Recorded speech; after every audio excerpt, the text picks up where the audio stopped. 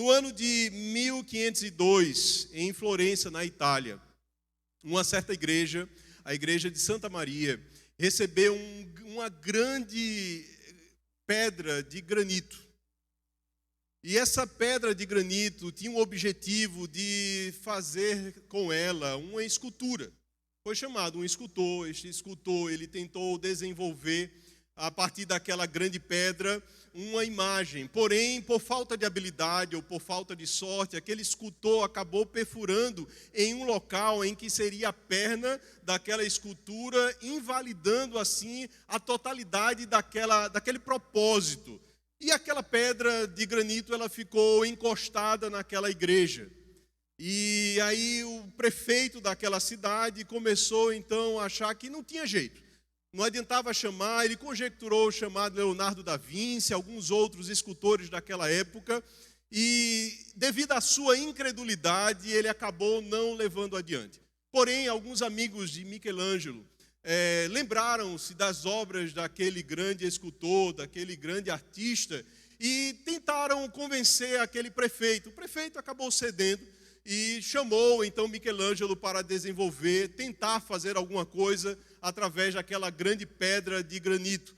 Aquela pedra já estava completamente rejeitada, desconsiderada, havia sido perdida, não tinha mais solução. O profissional, o escultor que havia tentado trabalhar naquela pedra, não teve a habilidade necessária para desenvolver a escultura que ele intentava. E agora este jovem Michelangelo, então, ele está com essa incumbência. E ele, então, desenvolve uma escultura. A escultura que ele desenvolve é a de Davi, no momento em que ele vai encontrar Golias. E essa imagem, ele está com a funda em suas mãos, em um corpo desnudo. E o fato é que ele consegue concluir aquela obra com perfeição. Ainda hoje, nesta galeria em Valença, esta escultura está exposta, onde ela possui mais de 4 metros de altura. Tamanha habilidade que esse escultor, ele então desenvolveu. Meus amados, estou trazendo esta introdução, porque muitos de nós, muitas vezes, nos encontramos em situação em que parece não haver mais jeito.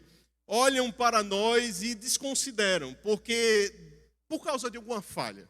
Alguma situação no passado, alguma atitude que foi cometida, que você sofreu ou que você passou, e invalidam a totalidade da nossa vida muitas vezes, e nós nos encontramos muitas vezes também assim, desacreditados de nós mesmos. Uma obra que ficou pela metade, que deveria ter sido realizada, mas não deu prosseguimento por algum equívoco que tenha acontecido na sua trajetória, na minha trajetória. Portanto, nesta noite, eu gostaria de refletir um pouco a respeito dessa questão. O que fazer para ser restaurado pelo oleiro? O que você precisa fazer? E eu quero meditar baseado no capítulo 18 do livro de Jeremias. Profeta Jeremias. É uma passagem muito conhecida. Quando eu estava meditando a respeito dessa passagem, eu fiquei ponderando, meu Deus, o que irei falar a respeito desta passagem? Sendo tão conhecida, um exemplo tão claro daquilo que Deus gostaria de falar, mas se Deus continuou me inquietando durante toda a semana a respeito dessa passagem, eu decidi obedecer à direção de Deus, então iremos refletir. Mesmo que talvez seja de forma mais breve, mas nós iremos refletir nessa passagem, nessa noite, em nome de Jesus. Capítulo 18, versículo 1 ao versículo 6.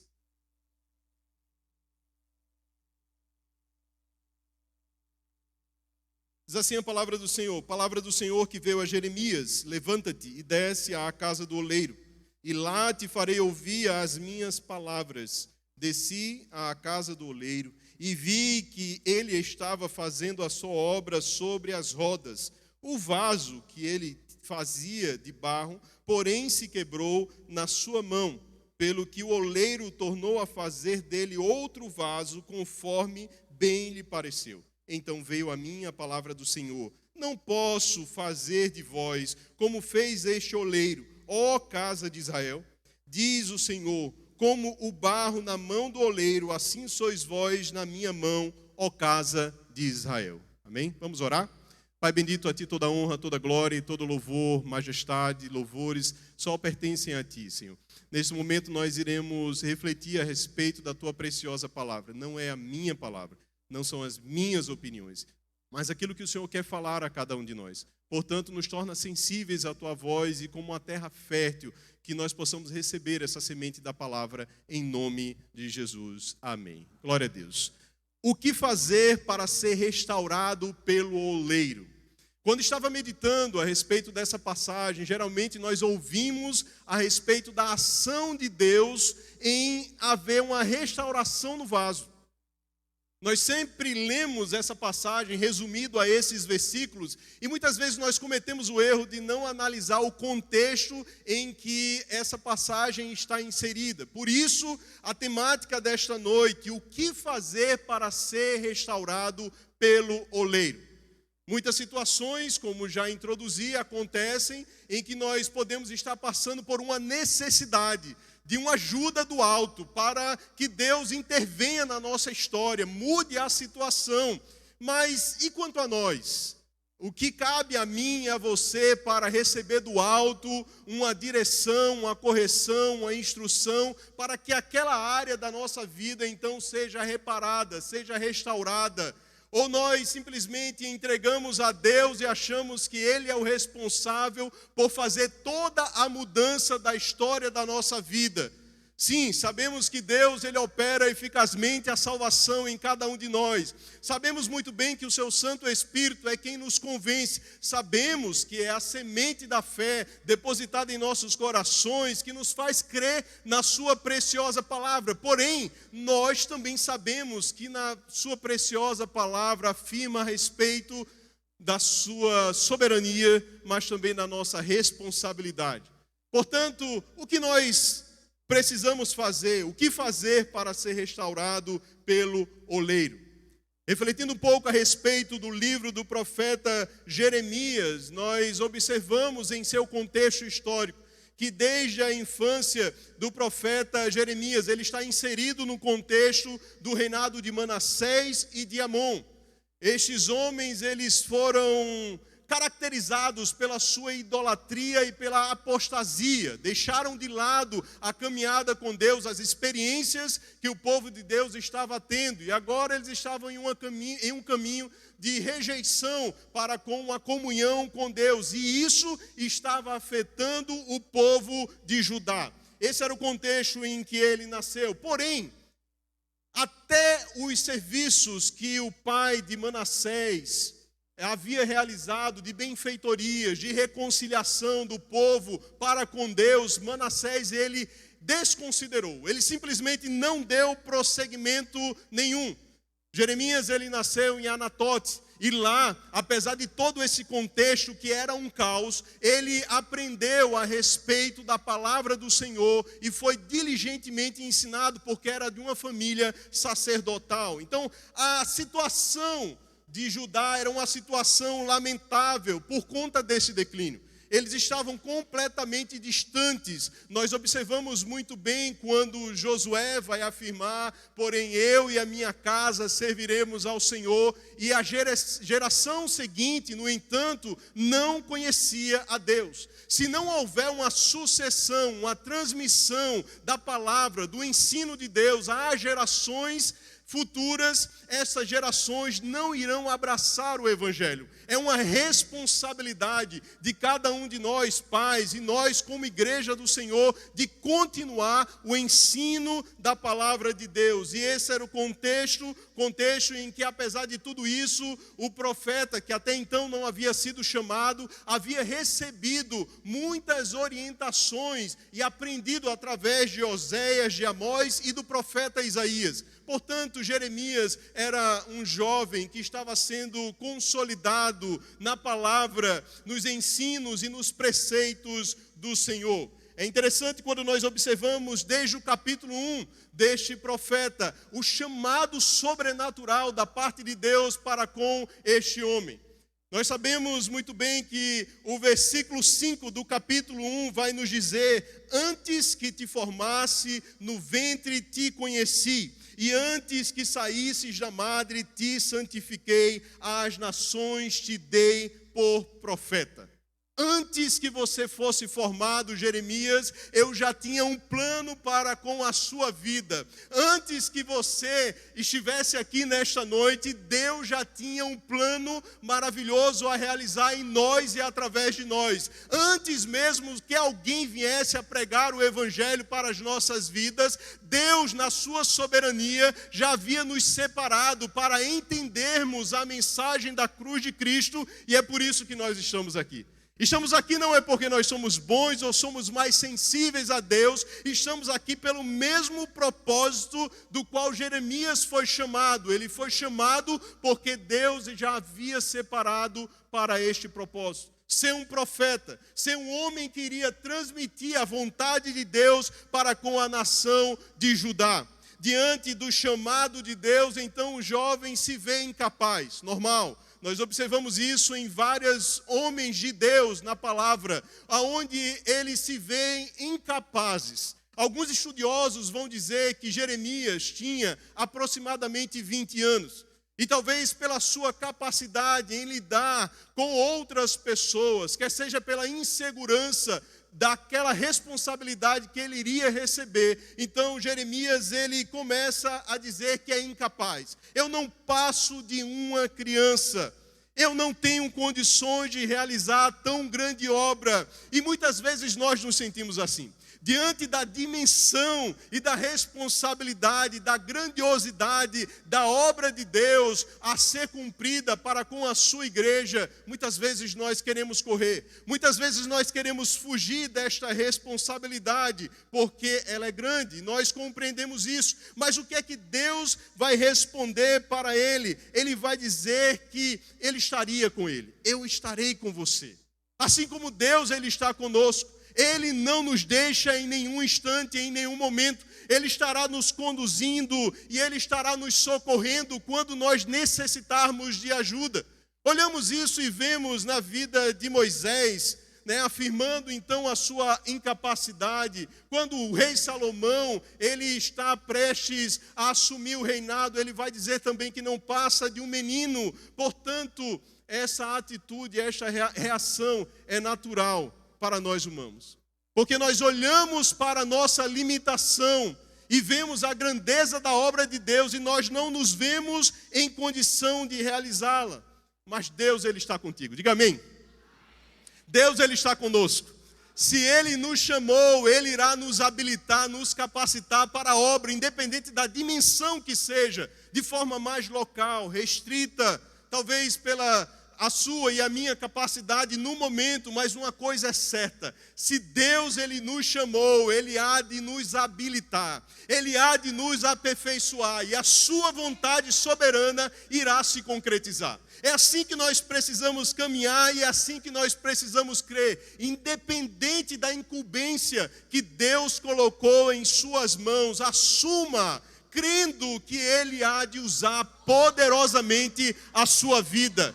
Creia que Deus, de alguma forma, te fará passar por experiências que o habilitará para enfrentar os desafios que, com certeza, no ministério você há de enfrentar. Qual era, então, a mensagem? Existia muita objeção a respeito daquilo que o profeta Jeremias, ele pregava. Porque a palavra de Deus para com a nação, nesta ocasião, era uma palavra de correção.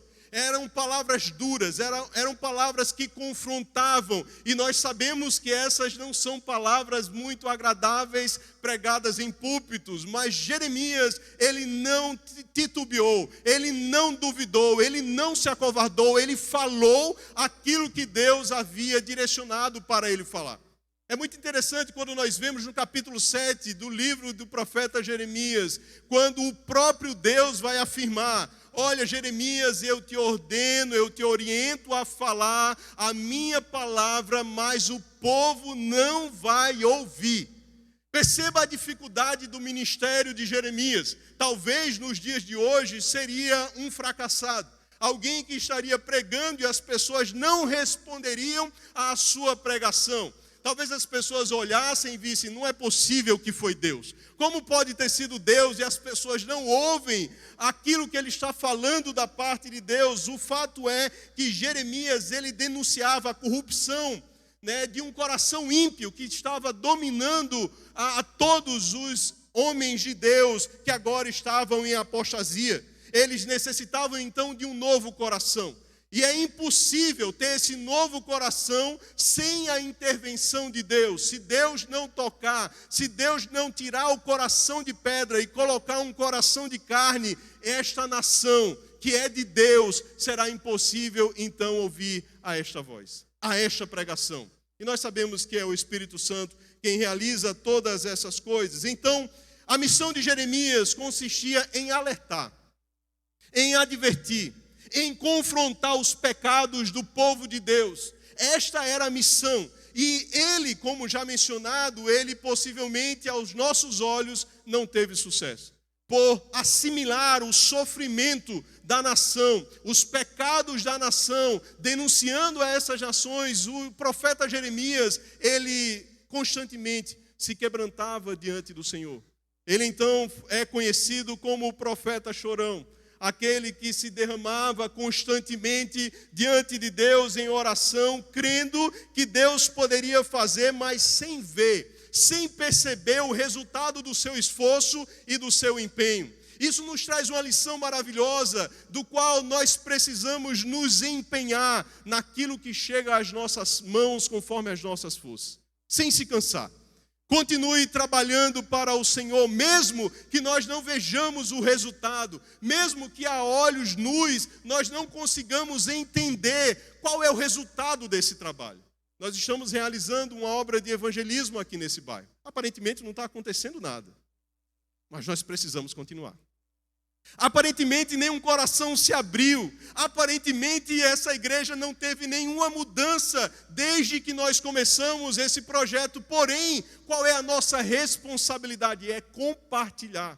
Portanto, não importa os resultados, nós queremos os resultados, mas quem dá o resultado é Deus. Quem dá o crescimento é Deus. E nesse processo nós não podemos nos cansar. E neste processo nós não podemos olhar para a situação e achar que Deus não está conduzindo o seu povo e direcionando para fazer algo que está na sua palavra. O que é que Deus tem colocado em suas mãos?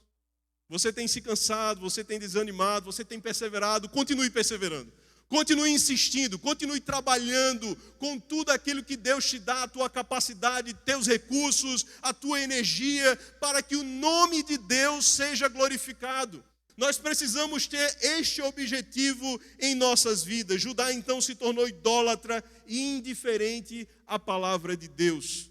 Mesmo assim, em sua grande misericórdia, Deus estende mais uma oportunidade para a nação de Judá. Esta é uma das passagens onde, mais uma vez, Deus está lembrando a nação de Judá da possibilidade de mudança que eles podem experimentar a partir de uma atitude, a partir de uma decisão. Deus, ele queria mudar a nação de Judá, quer mudar a nossa história e de todos aqueles que estão em uma situação de aprisionamento, de escravidão do pecado, mas o que fazer para ser restaurado por esse oleiro? O que nos compete, o primeiro ponto que eu quero destacar nesta reflexão é que para ser restaurado é necessário uma postura. Versículo 1, leia aí na sua Bíblia. E versículo 2. Palavra do Senhor que veio a Jeremias: levanta-te e desce à casa do oleiro, e lá te farei ouvir as minhas palavras. 2 direcionamentos nós podemos ouvir, entender da parte de Deus neste versículo. 2. A primeira delas é: levante-se. Levante-se. Levantar-se então é tomar uma atitude, uma postura, saindo da acomodação que nós estávamos anteriormente. Se Deus fala para Jeremias, levante-se, o contexto natural dele possivelmente seria de estar sentado ou deitado. Mas eu quero trazer para essa dimensão espiritual o quanto que muitas vezes nós estamos prostrados e estamos adormecidos e sentados por dentro. Interiormente, o nosso homem interior está entregue à situação. Muitas vezes nós percebemos em conversas as pessoas como que não vendo ou não tendo mais esperança de uma mudança. Portanto, Deus traz um direcionamento a Jeremias: levante-se. Esta é a primeira atitude que Deus tem para cada um de nós quando nós queremos ver da parte de Deus uma restauração. Queremos ver uma restauração de Deus? Levante-se. Nesta noite, levante-se. Decida-se se levantar interiormente. Posicione-se diante do Senhor. Creia que Deus ele não mudou, que Ele é o mesmo ontem, hoje e eternamente, e que Ele há de fazer coisas novas ao nosso favor. Você ainda crê nisso? Portanto, levante-se, não se acomode, não se entregue, não ache que é o fim, por causa de um histórico no passado, não importa. Deus ele está nos conclamando nesta noite a nos levantarmos. E se levantar não tem a ver com a posição física, mas tem a ver com a nossa posição espiritual. Se levante mais cedo. Se levante para orar, se levante para ler a Bíblia, se levante para compartilhar, se levante para se disponibilizar, se levante. Seja disponível para o reino de Deus. Deus, Ele quer operar, porém nós precisamos nos posicionar. Esta é a parte que nos cabe. Não diz respeito à ação sobrenatural de Deus, é a parte que me cabe. Acordar mais cedo. Me dedicar mais naquilo que eu preciso fazer as visitas que eu necessito, orar mais pela igreja. Nós precisamos nos levantar. E não é poucas as vezes que nós, filhos de Deus, somos contra-atacados em nossa mente. Porque aqui na nossa mente, onde Satanás, de todas as formas, vai tentar te evidenciar que você não tem condições de realizar a obra que ele confiou em tuas mãos. De todas as formas. Ele vai te mostrar a tua incapacidade. Ele vai te mostrar que você não tem condições, não tem habilidades. Ele vai, de todas as formas, tentar semear na sua e na minha mente algo que é contrário à vontade de Deus. Provérbios capítulo 4, versículo 23, sobretudo o que se deve guardar, guarda o teu coração, porque dele procedem as saídas ou as fontes da vida. O coração não está falando do órgão, está falando da nossa mente. Você tem guardado a sua mente, você tem protegido aquilo que tem chegado até a tua mente, aquilo que muitas vezes nós acordamos e parece que naturalizamos um sentimento de tristeza ou de apatia para com Deus, para com os trabalhos da igreja, ou talvez para com o pastor, o seu líder. Enfim, não importa, uma apatia que parece ser natural, mas não é natural. E você e eu não podemos nos entregar a essas circunstâncias. Nós, portanto, precisamos nos levantar. Nós precisamos nos levantar. Precisamos nos reerguer por dentro e dizer: Senhor, me ajuda. Eu não tenho força, mas eu quero. Senhor, me ajuda, me dê o direcionamento e a sensibilidade do Teu Santo Espírito. Efésios capítulo 5, versículo 14, vai nos dizer: desperta tu que dormes, levanta-te dentre os mortos e Cristo te esclarecerá. Levante-se. Levante-se interiormente nessa noite. Queremos restauração, queremos mudança a partir de nós e coletivamente no culto público, na igreja do Senhor. Precisamos nos levantar.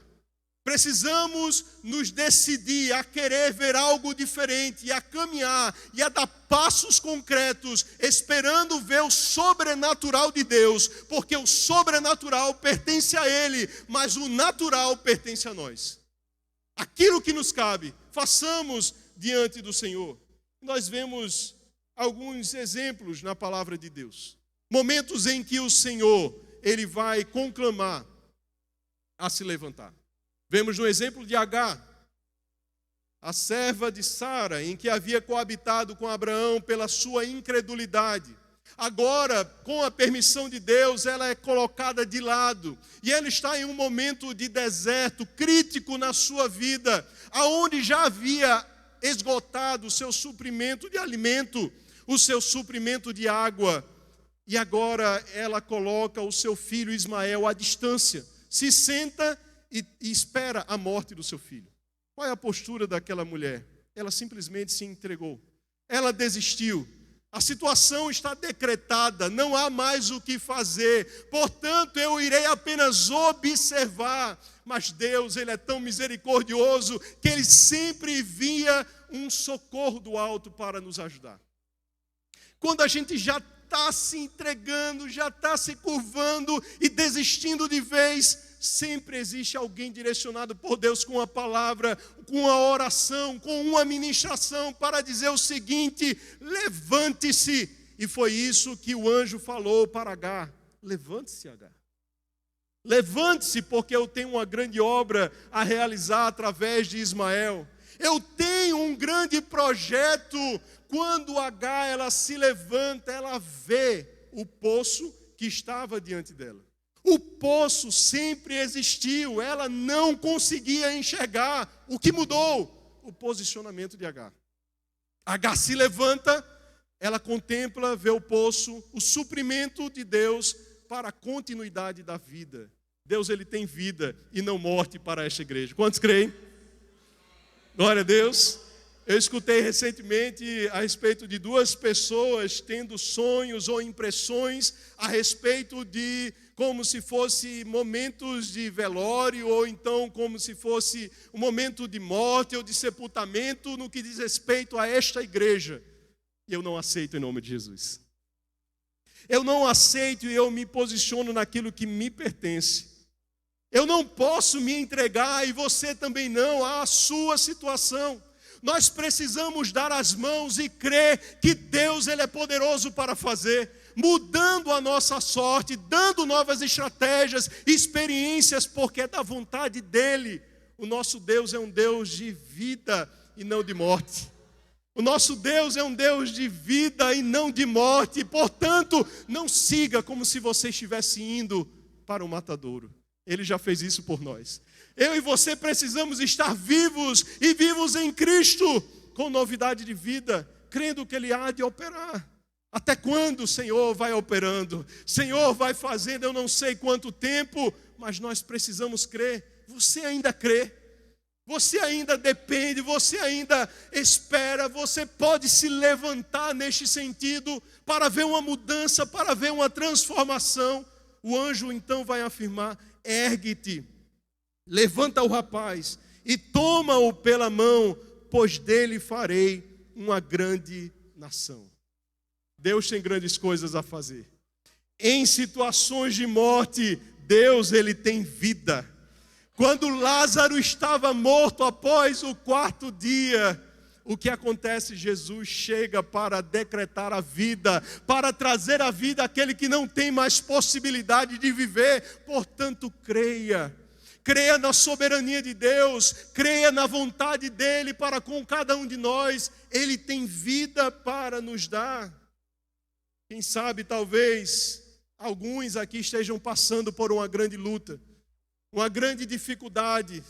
E talvez você esteja se sentindo assim, ou talvez você já se sentou ou se prostrou na caminhada espiritual, na caminhada com Deus, e você está assumindo a posição de Agar, esperando simplesmente o fim chegar. E eu quero te incentivar nessa noite a olhar para além da situação. Olhe para Cristo, olhe para o teu Redentor. É o próprio Jó quem vai afirmar: eu sei que o meu Redentor vive e que por certo Ele se levantará. Ele se levantará do alto e sublime trono. Ele trará um direcionamento de mudança, uma transformação para a situação de morte. Eu creio num Deus que opera, continua operando a favor dos seus filhos. Eu creio nisso. Outro exemplo que nós vemos é o exemplo de Elias. Elias, após enfrentar aos 450 profetas de Baal, mais 400 profetas de Azerá, após orar e Deus cerrar os céus e não chover durante 3 anos e 6 meses, após essas obras maravilhosas, ele se sente amedrontado pela afronta de Jezabel. Foge, e nesta situação, ele se centra debaixo de um zimbro e ele pede a sua morte. Senhor, já fiz tudo o que eu devia fazer. Toda a minha obra, aquilo que o Senhor confiou em minhas mãos, já está realizado. Daqui para frente, levante outra pessoa. Deus então vai trazer um socorro. Mais uma vez envia um anjo. Esse anjo então traz palavra de conforto, de encorajamento, trazendo pão e afirmando para ele: levante-se, levante-se. Nesta noite, levante-se diante de Deus e creia que Ele é poderoso para fazer. Creia que Ele é poderoso para realizar. Até mesmo quando Deus vai encontrar com Elias, ele está dentro de uma caverna. Se ele estava sentado ou deitado fora da caverna, na caverna, com certeza ele estava na mesma posição. E Deus vai falar: sai da caverna, Elias. Sai, porque eu quero falar com você. E quando ele sai, Deus traz um direcionamento para a vida de Elias e para o seu ministério. O que você está esperando? O que eu estou esperando? O que nós como igreja estamos esperando para vermos a restauração de Deus na situação que aos nossos olhos está desenganado? Levante-se nessa noite. Espiritualmente, levante-se nessa noite e creia. Creia que Deus é poderoso para realizar. Creia que Deus está movendo as circunstâncias para que aquilo que você está apresentando, Deus há de fazer. Glória a Deus. E meus amados, para nós sermos restaurados por Deus, também precisamos querer ser restaurados. Você quer ser restaurado? Você anseia e espera da parte de Deus um direcionamento, uma mudança, uma transformação no caos, naquilo em que você já não acredita mais. Vire a página da sua Bíblia, ou na verdade na própria página, possivelmente, versículo 7 e o versículo 8. A palavra do Senhor diz assim: no momento em que eu falar contra uma nação ou contra um reino para o arrancar, derrubar e destruir, se a tal nação contra a qual falar se converter da sua maldade, também eu me arrependerei do mal que pensava fazer-lhe. Queremos restauração? Deus, Ele quer restaurar. Uma sentença estava decretada contra Judá, porém, se Judá se arrepender, se Judá mudar a sua postura, se Judá então se humilhar diante de mim, eu farei algo diferente. Eu mudarei a sorte, eu estarei com ele.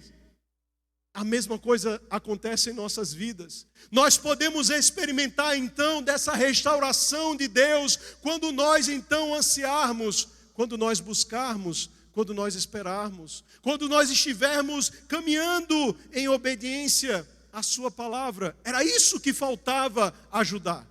Judá havia apostatado, havia deixado o Senhor, mas Deus queria trazer restauração. Deus, Ele queria trazer vida. Qual é a segunda atitude? Levante-se no versículo 2 e depois ele vai falar: desce. Desce. Jeremias, ele não questiona a vontade de Deus. Ele não recebe essa instrução e vai apresentar a sua argumentação. Ele simplesmente obedece. Ele se levanta e ele desce. São posições antagônicas, se levantar e descer. Ele primeiramente se levanta para poder se dirigir até o local que Deus queria falar através da situação. E ele fala: desce. E eu quero mais uma vez refletir sobre a necessidade de nós descermos diante de Deus. O quanto que Deus, Ele quer fazer em nossas vidas, mas mais uma postura nós precisamos adotar de humilhação diante dele. Nós precisamos nos colocar em uma situação de dependência, esperando ver Deus agir ao nosso favor. Precisamos obedecer a sua instrução e nós precisamos nos humilhar diante de Deus. O que é que nos impede de nos humilharmos? A arrogância, a soberba, aquilo que faz com que a nossa vaidade seja mais importante do que nós vermos a restauração que Deus tem para cada um de nós. A soberba de abrirmos mãos de algo, de atitudes, de comportamentos. A arrogância e a soberba que muitas vezes nos sobrevêm. Mas nós precisamos nos humilhar diante do Senhor, buscando a sua face, buscando então um coração mais quebrantado diante dele. Deus, ele não rejeita aquele que tem um coração contrito e quebrantado diante do Senhor. Ele não há de rejeitar aqueles que se humilharem diante dele, buscando uma resposta, buscando uma direção, buscando um socorro. Você tem se humilhado diante do Senhor? Você e eu temos assumido essa postura de nos quedarmos aos pés de Cristo e vermos então Ele falar ao nosso coração. Quanto mais nós nos humilhamos diante do Senhor, mais nós podemos ouvir a sua voz. Deus, ele tem algo ao falar ao teu coração, mas para isso é necessário nós nos humilharmos diante dele. Para isso é necessário nós nos quebrantarmos diante do Senhor. Para isso, para nós vermos essa restauração, é necessário adotarmos uma postura de pessoas dependentes do Senhor. A palavra de Deus vai dizer em 1 Pedro, capítulo 5, versículo 6, humilhai-vos, portanto, perante a mão de Deus, debaixo da potente mão de Deus, para que ao seu tempo Ele vos exalte. Queremos ver alguma resposta da parte do Senhor, mas nós temos nos humilhado, nós temos buscado verdadeiramente se entregar para que Ele realize em nossas vidas. Nos humilhemos diante do Senhor Jesus. O Hinos 557 da harpa cristã vai nos trazer uma orientação em fervente oração. Quando tudo deixares no altar. Você tem algo que está te impedindo na sua vida de romper? Entregue no altar do Senhor. Confie no Senhor. Creia no Senhor. Espere do Senhor. Continue perseverando até ver Deus operar. Deus, ele tem restauração para mim e para você. Deus, ele tem restauração para o seu povo, mas é necessário nós também nos entregarmos e nos humilharmos diante do Senhor.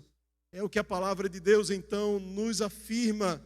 E se o meu povo, é uma condicional, e se o meu povo, que se chama pelo meu nome, se humilhar, orar, jejuar, mudar o seu comportamento, mudar as suas atitudes, então eu ouvirei dos céus e sararei a sua terra. Ele trará então resposta aos nossos corações quando nós nos humilharmos diante do Senhor, quando nós nos quebrantarmos diante do Senhor. Ele há de fazer algo diferente às nossas vidas e a este ministério, mas é necessário querer, é necessário almejar, é necessário se esforçar diante do Senhor. Este primeiro ponto desta reflexão diz respeito à nossa responsabilidade. Para ser restaurado é necessário uma postura. Segundo ponto que eu quero trazer para a nossa reflexão nessa noite é que para sermos restaurados é necessário passarmos também pelo processo. Existe um processo da parte de Deus. Versículos 3 e 4 diz assim a palavra do Senhor.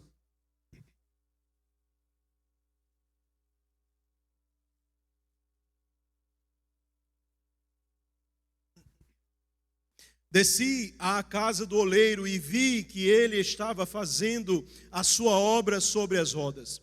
O vaso que ele fazia de barro, porém se quebrou na sua mão, pelo que o oleiro tornou a fazer dele outro vaso, conforme bem lhe pareceu.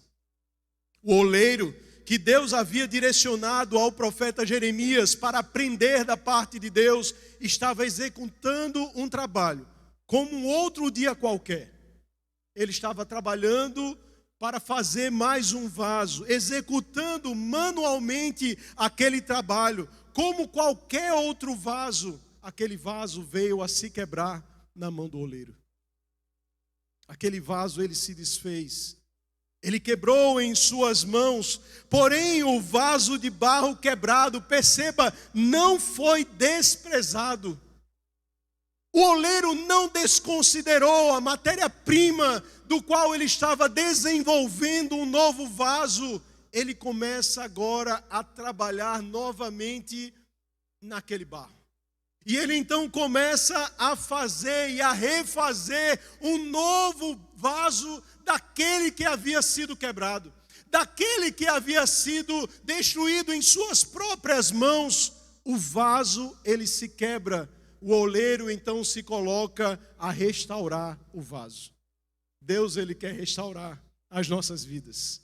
Deus, ele quer restaurar os nossos ministérios. Deus, ele não quer destruir, ele não quer cessar, ele não quer rejeitar. Pelo contrário, ele vai começar e vai concluir a sua obra. E para isso nós precisamos crer e passar por esse processo que muitas vezes nós não gostamos de passar.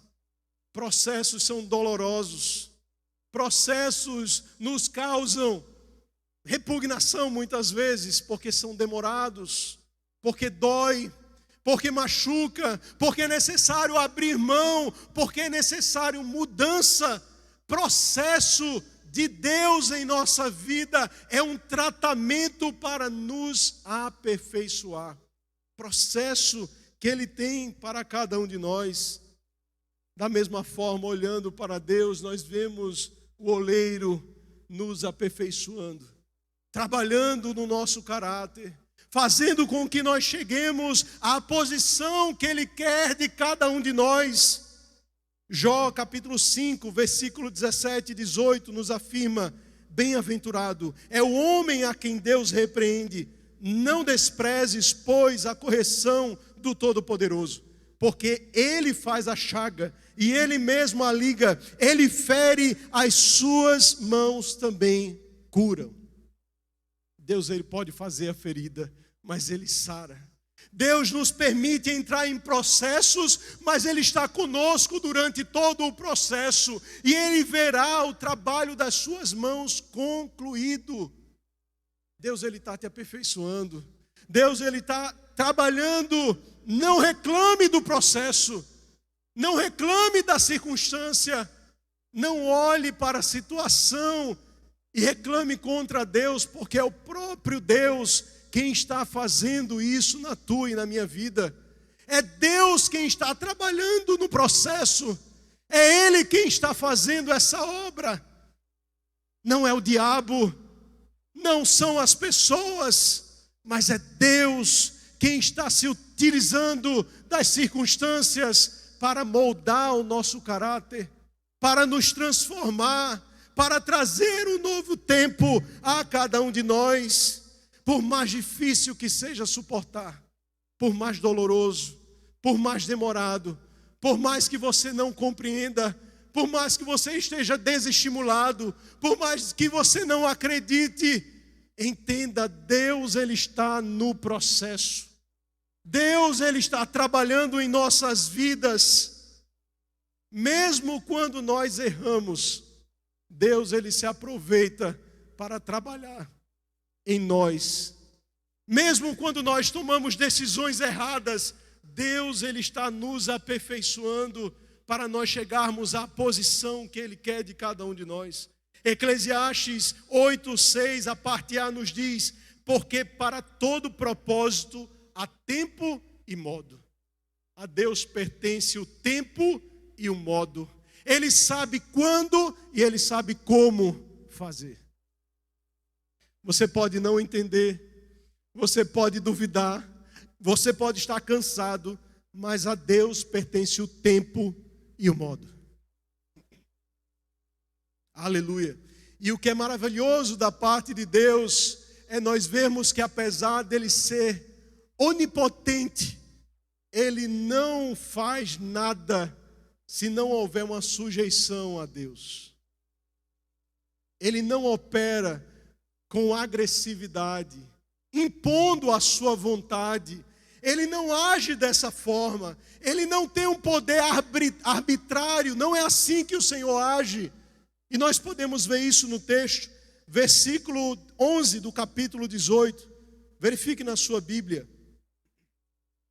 Ora, pois, fala agora aos homens de Judá e aos moradores de Jerusalém, dizendo: assim diz o Senhor, eis que estou forjando mal contra vós, e projeto um plano contra vós.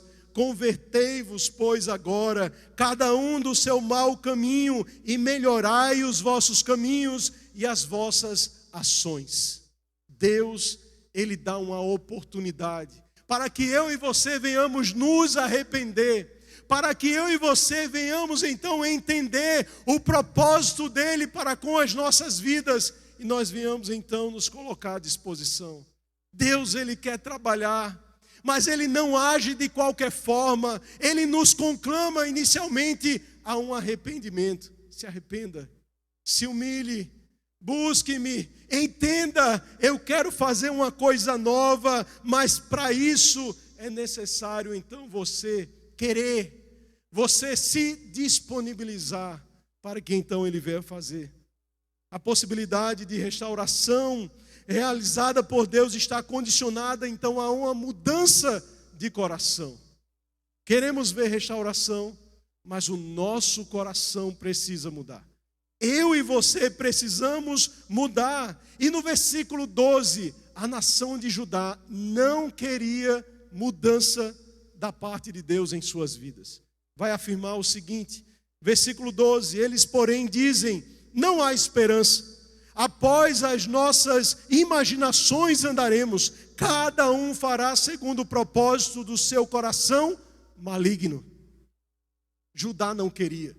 Deus estava trazendo uma visão, uma direção ao profeta, mas o seu povo não queria restauração. Quantas vezes nós estamos assim, achamos que está tudo bem, parece que não precisa mudar absolutamente nada, quando Deus, Ele está nos chamando, nos convocando para uma mudança, para uma transformação. Nas mãos do oleiro, aquele vaso ele se quebra, mas nas mãos do oleiro, aquele vaso ele permanece. Mesmo quando nós falhamos, mesmo quando nós passamos pelo processo de aperfeiçoamento, nós estamos nas mãos de Deus. Deus, Ele está trabalhando em nós. Deus, Ele está conosco. Portanto, nós temos um oleiro amoroso que não despreza os seus filhos. Não é assim a postura de Deus. Deus, Ele está trabalhando, Ele quer trabalhar, mas cabe a mim e a você também respondermos a esta iniciativa de Deus. O vaso, ele se quebra porque ele é fraco, porque ele é limitado, porque não há condições de suportar o trabalhar do oleiro, mas o mesmo oleiro, ele nos refaz. O mesmo oleiro é aquele que com paciência nos chama novamente a um aperfeiçoamento. Ele nos chama a uma mudança, tirando as arestas e as imperfeições que existem em cada um de nós. É o mesmo oleiro do processo, é o mesmo oleiro que conclui o vaso. A segunda carta aos Coríntios nos diz o seguinte: temos, porém, este tesouro em vasos de barro, para que a excelência do poder seja de Deus e não nossa. Você é um vaso de honra nas mãos do Senhor. Deus, Ele está querendo fazer algo novo em nossas vidas. Ele está querendo trabalhar, mas é necessário você crer e você se disponibilizar para ver o agir de Deus na sua vida. Você precisa crer. E você precisa então se sujeitar, se levantar interiormente, mas também se humilhar diante dele, esperando ver a ação sobrenatural de Deus em sua vida, em nossas vidas, para o louvor da sua glória. Aquele que está sentindo, talvez sem valor, talvez já condenado, talvez como aquela grande pedra de mármore que havia sido rejeitada por um erro do passado, Deus, Ele quer nos refazer. Deus, Ele quer nos restaurar. Deus, Ele quer fazer algo novo em nossas vidas, mas cabe a mim e a você aceitarmos e querermos essa mudança de Deus em nossos corações. Que Deus nos ajude, que Deus tenha misericórdia e que Ele continue trabalhando em nosso favor, porque Deus, Ele quer te restaurar. Mas preciso, eu e você, nos posicionarmos para ver essa mudança. Vamos colocar em pé em nome de Jesus.